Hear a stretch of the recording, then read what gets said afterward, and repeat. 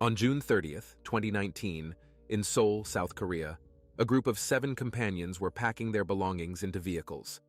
They were planning to embark on a 2-hour drive to reach a serene, secluded location known as Gapyeong River Valley.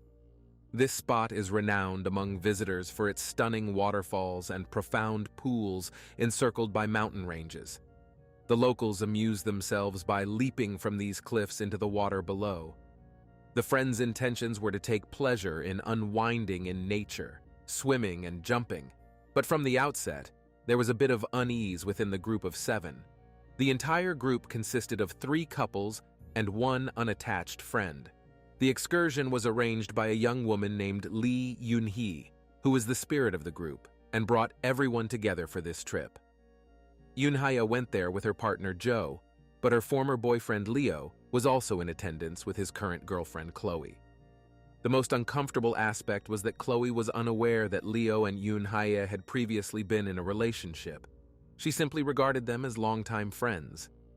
To alleviate this discomfort, Yoon-hye invited a few additional people, a middle school companion Yoona with her boyfriend, and her acquaintance named Yoon Sang-yub. So, all 7 individuals were leaping from the cliff into the water, swimming, and savoring the respite. As the day drew to a close, fatigued from swimming and the crisp air, they started to gather their belongings as it was time to make the 2-hour journey back home. Abruptly, one of them proposed making a final jump from the cliff, because who knows when they would have the opportunity to venture out like this for a holiday again. 3 people concurred to take this last plunge from the cliff: Yoon-hye's boyfriend Jo, her ex-boyfriend Leo, and the single Yoon Sang-yub. They ascended the immense cliff together when it was already dark outside, and one after the other dove into the water. Yoon-hye observed them from the shore. She witnessed all 3 of them jump into the water, but only 2 resurfaced. The 3rd person perished. In today's intricate case, there were 3 primary suspects: Lee Yoon-hye, her partner Jo, and her former boyfriend Leo. The individual who perished at the waterfall turned out to be the unattached Yoon Sang-yub, who was, in fact, none other than Lee Yoon-hye's actual spouse. All 3 suspects had a genuine reason to desire his demise. This incident truly occurred in South Korea. The names of numerous people who are not central figures in the narrative have been removed from court records. Only their surnames have been disclosed. To make it simpler to comprehend, let's substitute them with pseudonyms. Lee Yoon-hye, a young woman who had just lost her spouse on vacation, reached out to a major news organization in South Korea and requested their assistance. The widow, left alone in an instant, did not comprehend how to carry on. Her entire life was crumbling after her husband's passing, and she genuinely wanted to draw public attention to what was transpiring. Yoon Sang-yub, her husband, was everything to her, her primary support in life, and now that he was gone, Lee Yoon-hye felt the full bitterness of the loss. The young woman told the producers about how Sang adored his family. The man worked overtime, sometimes at 2 jobs simultaneously, just to help send money to her disabled parents. Sometimes they themselves were left without a single penny in their pockets. But the main thing was that they were next to each other. Lee Yoon-hye described Yoon Sang-yub as an intelligent and compassionate person whose purpose in life was his family. He didn't even purchase himself new shoes, wearing his sneakers to the point where they fell apart at the seams, and now he's gone, tragically deceased. All that remains of him is life insurance. Sang wanted his wife not to experience financial hardships even after his death, but for some reason, the insurance company declined to pay her the money intended for her. Yoon-hye, along with her parents, could end up on the street in the literal sense of the word. The widow wanted to make this case public in order to get her rightful money. However, the insurance company thought otherwise. They refused to pay Lee Yoon-hye, citing suspicions of fraud and foul play, although she herself personally witnessed the accidental drowning of her husband, and even the police considered this case an accident. The producers of the news company expressed their condolences to the widow and were very interested in creating an episode that could expose the dark underside of the insurance world. They wanted to launch a series of programs where insurance companies would exploit young people who did not know the laws and could not afford to hire a lawyer. As a result, the producers promised to provide all possible assistance to Lee Yun-hae in exposing the insurance company, which for some ridiculous reasons refused to pay money to the grief-stricken, unfortunate young woman. On October 17, 2020, a South Korean television and radio network aired an episode of their documentary series called I Want to Know, featuring Lee Yun-hae. It was titled The Last Dive of the Day, The Mystery of Drowning in Gapyeong Valley. Instead of exposing a corrupt industry, they revealed the events that led to Yoon Sang-yub's death and the suspicious behavior of his wife Yoon-hye. Many individuals can swim, or at least have an idea of how to stay afloat to avoid drowning. In Korea, pools are not an integral part of everyday life, especially for those who reside in Seoul or other big cities. That's why there is nothing unusual about someone not knowing how to swim. Yoon Sang-yub could not swim. What was unusual that day was that he was harassed for it. The man was about 12 years older than the other 6 people in the group. He was around 40. In Korean culture, great importance is placed on respect for elders. An age difference of even 1 year can serve as a basis for using respectful forms of address. Respect is a very serious matter for Koreans, but these 6 treated Sang-yub like a punching bag, ridiculing him in every possible way. When he was in the water in a huge inflatable ring, he tried to swim not far from the shore. At that time, the other young people, Joe and Leo, were going to jump into the water from a cliff, while the girls were resting on the shore. At some point, Joe and Leo, the boyfriend and ex-boyfriend of Lee Yun-hae, whom Sang considered friends of his wife, decided to play a prank on an adult who could not swim. They began to push the inflatable ring into the depths, closer to the waterfall, and although from the outside it all appeared like a boyish prank and an innocent joke, Sang-yub's face said otherwise. The guy was clearly uncomfortable and frightened. He politely tried to say that he did not like their behavior. However, the guys continued to have fun. After dragging the ring into the depths, they began to rock it in different directions, attempting to tip Sang-yub into the water. But the most alarming thing was that his wife Lee Yun-hae was standing on the shore at that time and filming it all on camera, saying that someone should help turn the inflatable ring over.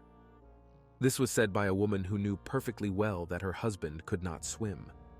Only when Yoon-hye noticed that the other girls were looking at her disapprovingly did she begin to laugh affectedly, as if it was the funniest thing in the world to see a person close to you being bullied. The most surprising thing is that the other girls could not even imagine that Lee Yun-hae was currently married to Sang-yub. They spent the whole day together in nature, and there was absolutely no indication that these two were married. 3 hours after the video was filmed of the guys rocking the inflatable ring, Sang-yub was found dead in the water. When the sun disappeared over the horizon and it began to get dark, one couple of friends began to gather to go home, and the rest joined them, as it had noticeably got colder outside. Yoon-hye suggested completing the fun trip with a final jump from the cliff. She was not going to do it herself, but she persistently threw the idea at the guys. Despite the fact that it seemed illogical to jump into the water again after you had completely dried your clothes, several people supported the girl's idea and went to the rocky cliff. It was Joe and Leo, Yoon-hae's boyfriend and ex-boyfriend. However, she wanted Sang to also overcome his fear and make a jump from a height, and when he refused, the girl got nervous and stated that if he was afraid, she would do it for him. No matter how much Sang wanted to avoid the jump, he could not let his woman do it for him. Although it was an absolutely senseless risk, a stupid desire of the girl to prove something to someone. Sang just wanted this day to end as soon as possible. Most likely, he felt that even if he refused, they would drag him onto this cliff by force and throw him down, if only to laugh at him once again. At 8:30 in the evening, all 3 guys ascended a rocky cliff about 15 feet high to jump for the last time. Yoon-hye and Chloe watched them from below, while the other couple was already seated in the car in the parking lot. Joe had an inflatable ring with him. He dropped it before jumping down and then dove head first. While Joe was leisurely swimming away, Leo, the ex-boyfriend, stood up and entered the water like a soldier. It was Sang-yub's turn. He hesitated for a couple of seconds and stepped off the cliff. Chloe saw his head appear on the surface. The guy looked completely normal. Yes, he could not swim, but he was able to push off from the bottom and stay afloat. All three headed for the shore, and then something strange occurred. Joe made some strange gesture with his hand, as if signaling to someone. At that time, Yun-hae distracted Chloe by asking her to hand over the bag that was behind her. And when the girl turned around and bent down, she heard a sudden scream that also abruptly died down. Turning to the noise, Chloe saw Sang-yub desperately waving his arms and trying to stay afloat. She could not understand what had happened because 2 seconds ago he was completely fine. Joe was floundering 30 feet away from Sang-yub in his inflatable ring. He swam towards the drowning guy, but from the shore it seemed that he was deliberately doing it too slowly. Then, the girls rushed to the car on the hill to get a life ring. It took about a couple of minutes. However, when they returned to the shore, it was too late. The water where Sang had recently been waving his arms was calm, and the guy himself was nowhere to be seen. Joe and Leo were standing waist-deep in the water, peering into the darkness. They kept repeating that due to poor visibility, they could not save Yoon Sang-yub. Chloe had a feeling that everyone, Yoon-hye, Joe, and even her boyfriend Leo, were somehow involved in this. The girl called the emergency service, and when the rescuers arrived, they pulled Sang-yub out of the water and tried to perform artificial respiration, but he was already dead. His death was considered an accident. Yoon Sang-yub's family had never been to his luxurious newlywed apartment. No matter how many times they tried to visit the newlyweds and bring a housewarming gift, Sang always had some excuses. Either the house was not cleaned, or they had plans, or they decided to do some cosmetic repairs. The parents did not know that the house for their son and his young wife, which they helped to pay for, was occupied by Yoon-hye and her boyfriends. Sang-yub, the husband, did not even have the right to go there. After his death, the family learned that the couple had never lived together at all. It turned out that Sang was huddled in a tiny basement apartment near his work. None of his loved ones knew for sure how these two had even met.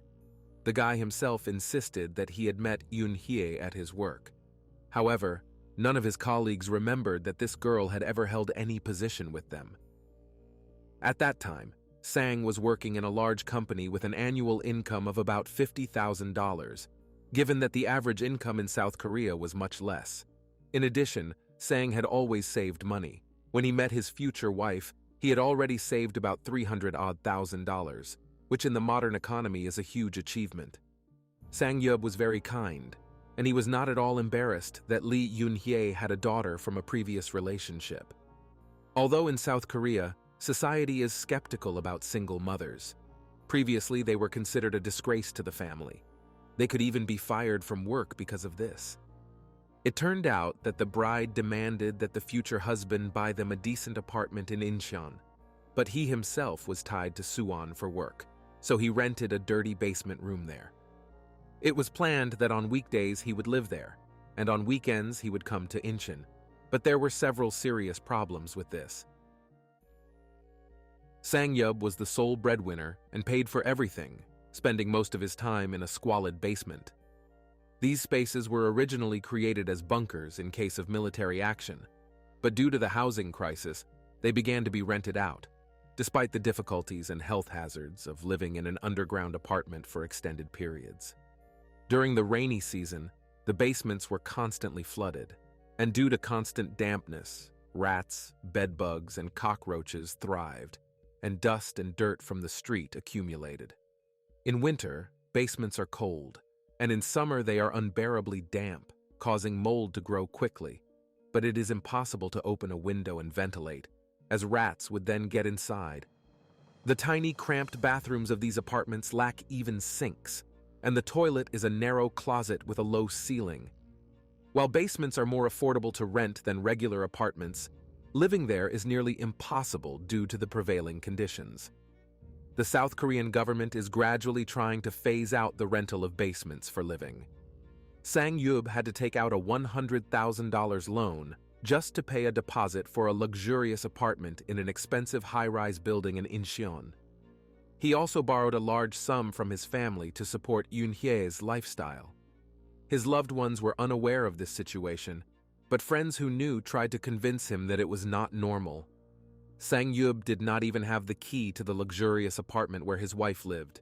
She forbade him from appearing there and never visited her husband herself, considering herself too good for his squalid dwelling. He brushed off his friend's concerns, saying that it was all nonsense and that they loved each other, with separation being only temporary. 2 days after her husband's death, CCTV cameras captured Lee Yoon-hye and Jo entering the basement apartment and carrying out boxes of valuables such as a computer, laptop, tablet, and everything that Sang-yeob needed for work, which had at least some financial value for resale. This is not surprising from a woman who watched her husband starve just so she could have a new designer bag. Yoon-hye had complete control over all his finances. As soon as funds were deposited into Sang-yeob's bank account, they immediately passed into his wife's possession. Even if he wanted to buy clothes or food for himself, he would have to ask her for money. The man spent all his savings accumulated over years of hard work, got into debt, and took out loans for her. But Yoon-hye was never satisfied. She justified her constantly growing appetite for cash by helping her disabled parents. In just 5 years, he went from being financially secure to almost a beggar with a mountain of debt. A year before his death in 2018, he had to file for bankruptcy with a total debt of $120,000. Sang died in June 2019, but for the last 2 years he had not really been living, dying of hunger because he could not afford even the cheapest food. He had nothing to pay for electricity and water in his basement apartment, so he often asked friends to lend him money. Sang-yeob was constantly losing weight and seemed completely exhausted. He wore worn-out shoes and broken glasses. Sometimes Sang wrote humiliating text messages to his wife asking for some cash to pay the electricity bills, otherwise his lights would be turned off. He solemnly promised her that next month he would not ask for anything and would spend his money more economically. Unfortunately, these phrases could offend a person with sympathy or empathy, but Yoon-hye had neither. Sometimes Sang did it more simply. He sent a photo of his torn boots and asked when his salary would be credited to the account. Please buy your husband new sneakers, because he is a little ashamed in front of his colleagues at work. But Yoon-hye didn't care. Instead, she asked her husband to issue a credit card in his sister's name because she also needed funds. Moreover, messages were found in which Sang offered his wife to break up due to his financial difficulties. But Yoon-hye found the words to convince him otherwise.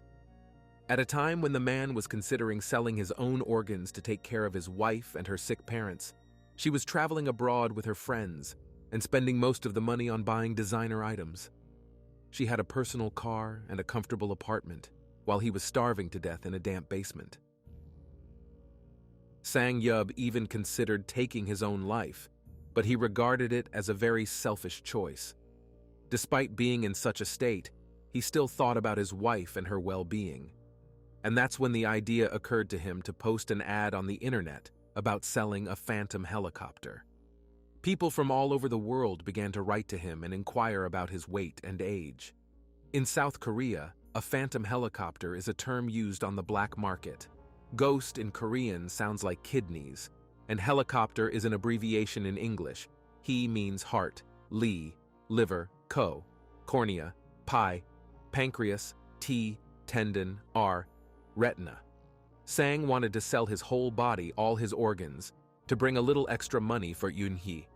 Although he was certain that she would not even attend his funeral because she was always busy. Lee Yoon-hye did show up at Sang-yeob's funeral with her ex-boyfriend and current boyfriend. They sat near the ceremonial hall and played mobile games on their phones, which was completely disrespectful. The only time she seemed emotional and anxious about her husband's death was when it came to the life insurance payout that she had taken out on Sang-yeob within 5 months of getting married. Yoon-hye bought 4 different policies, totaling $650,000, and was the sole beneficiary of each of them. The insurance agent from whom she purchased these life insurance policies was another of her ex-boyfriends. A truly sad detail was that Sang knew life insurance was an important part of their relationship. He even joked with his friends, telling them not to worry. When he died, he would have a lot of money. In the world of insurance, timing is crucial. Yoon Sang-yeob died just 4 hours before the expiration of his insurance. There is one Japanese delicacy that can take the lives of 30 adults. It is the fugu fish. Its innards are 1,200 times more poisonous than cyanide. Preparing this dish requires a highly specialized chef with many years of experience, because one wrong piece of fugu fish can be fatal. There is no antidote. Once the toxin enters your body, there is nothing you can do. Sharks are the only species with immunity to the fugu fish toxin. Humans have no immunity. On February 25, 2019, just a few months before Sang-yeob's death, Yoon Hye took him to a restaurant to eat fugu fish. Recently, she had stopped paying for her husband's life insurance because it was too expensive, but a week before the invitation to the restaurant, the woman started paying for his insurance again. She felt sorry for spending money on it that she could use herself, so Yoon Hye had the audacity to ask her husband's relatives for money to pay for it. Imagine her disappointment when Sang-yeob got a stomachache and that was the end of it. The woman wrote in anger to one of her boyfriends that she had added enough pieces of fugu to her husband's plate, but he only got an upset stomach. So Yoon Hye stopped paying for insurance again, and this became a pattern. The next time, payments resumed when the couple and their friends went to a waterfront house for the May holidays. Every time Yoon Hye was annoyed when Sang tried to talk to her or look in her direction, and late at night she pushed him off the bridge into the water. However, the depth turned out to be too shallow for the guy to drown. When surprised witnesses asked what was happening, Yoon Hye stated that he was too drunk to stand on his feet, although Sang insisted that he was pushed. Strangely, as soon as his wife restored Sang-yeob's life insurance, something bad would definitely happen to him. The company sent Yoon Hye a letter mentioning that if the payment was not made by July 1, 2019, the insurance would be canceled. And on the last day of June, Sang-yeob was found dead around 9 p.m. Lee Yoon-hye was the main character of the reality show Extreme Makeover in Korea when she was only 13 years old. The producers found families with a touching backstory and then did a complete renovation of their house. Thus, Lee Yoon-hye's family was chosen for one of the episodes. Both the girl's mother and father were actually confined to wheelchairs and lived very poorly. They all huddled together in a small one-bedroom house. They existed on government benefits. From childhood, Yoon Hye did all the housework and took care of her parents. She had to grow up very quickly. When asked about her dearest wish on the show, the girl replied that she would like to have her own room.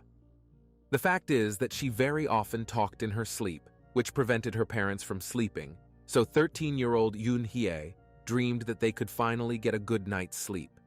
And she always wanted to be able to help those in need. It was a very mature, kind, selfless answer for a child of her age, and Yoon Hye at some point became a role model in many families. Viewers even held her up as an example to their children, and now the cute little heroine of Extreme Makeover has grown up and become the main suspect in a real crime show in South Korea, and everyone was wondering how she even got there. A few years after participating in the show Extreme Makeover, Yoon Hye met Joe. This is the same guy who was with her during the trip to the Gapyeong Valley. They periodically saw each other, and all that united them was an intimate relationship. Yoon Hye began hanging out with boys from different schools. There were rumors that she was paid in cash for the meetings. So over time, this grew into a full-fledged job of providing intimate services, and Joe acted as her curator and pimp. After that, Yoon Hye's life changed dramatically. She ran away from home, abandoned her parents and school. In just 1 year, the girl ended up in the police station about 10 times for minor offenses. At the age of 18, she appeared in the family home, not to return and correct her mistakes. Yoon Hye dropped off her little daughter to her disabled parents, stating that she would not be able to take care of her. Lee Yoon Hye's father and mother had to take full custody of the baby. They couldn't give their own granddaughter to an orphanage. Who was the father of this child remained a mystery. The young woman was not particularly interested in this. She did not care about anyone except herself. She did not have the means to raise her daughter, so she could not be a good mother. But there were finances for numerous plastic surgeries on the face, and this pleasure is not cheap. When Yoon Sung-yeob first met Yoon Hye, he did not see a petty, rude manipulator, which she really was, but the girl from the reality show. That pure, selfless child who dreamed of her own bedroom so as not to disturb the sleep of her sick parents. A child who had to grow up too quickly. The man wanted to do everything to return Yoon-hye to that image. He indulged her whims and fulfilled her desires, sometimes too high, but attributed everything to the fact that this was what she lacked in childhood. Sang was a good person, so he saw only good in people.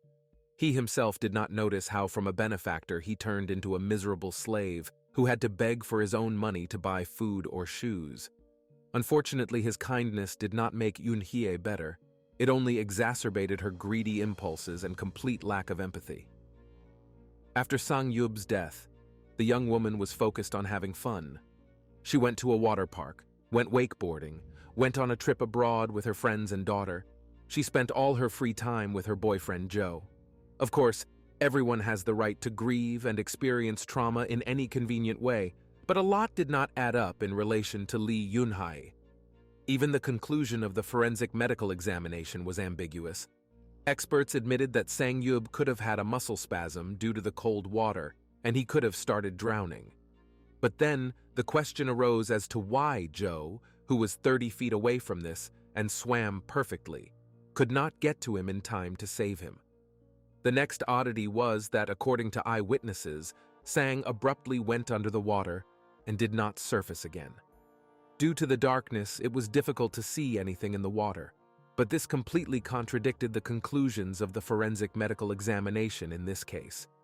According to the conclusion of the pathologist who performed the autopsy of Sang-yeob, foam was found in his lungs.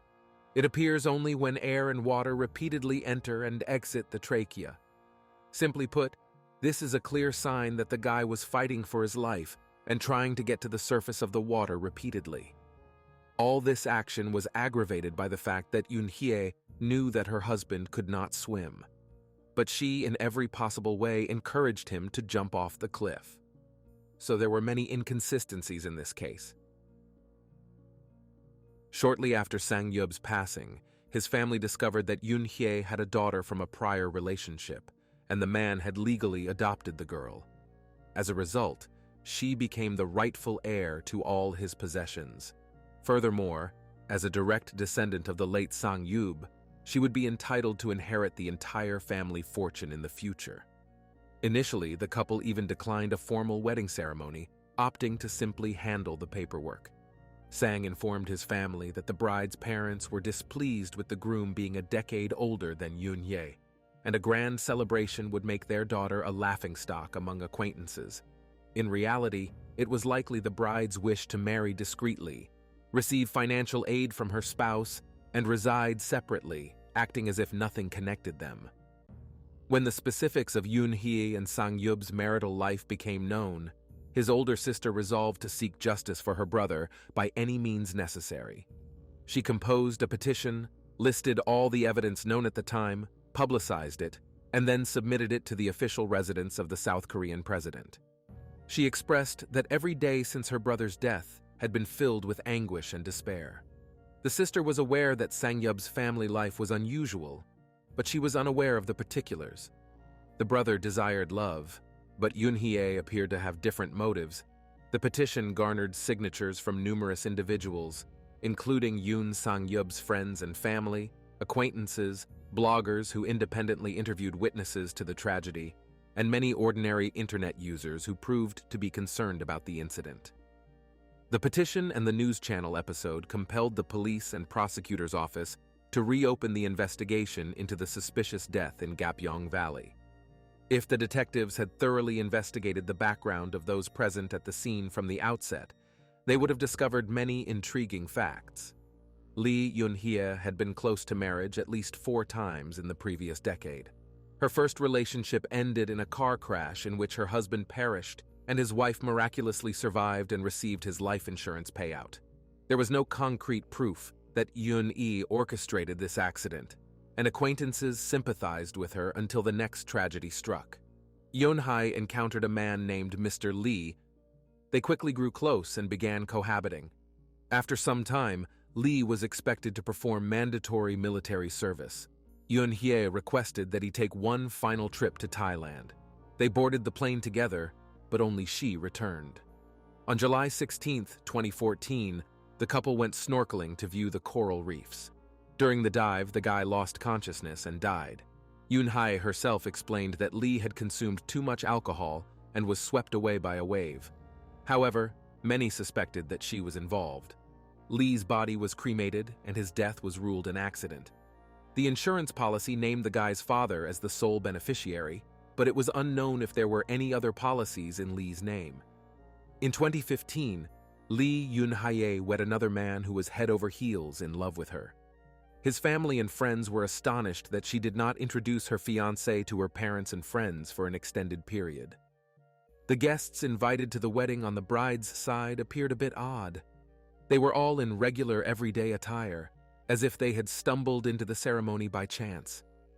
A detective hired by the husband's relatives discovered that all these individuals, even Yun-hee's parents, were actors. The bride's family did not contribute to any wedding expenses, violating the agreements. Consequently, the marriage was annulled due to suspicions of a fraudulent scheme. The failed husband sank into a deep depression, quit his job and struggled to recover for a long time, and Yun-hee finished him off with a claim that he was the father of her daughter, although the child's birth dates did not coincide with the beginning of their acquaintance in any way.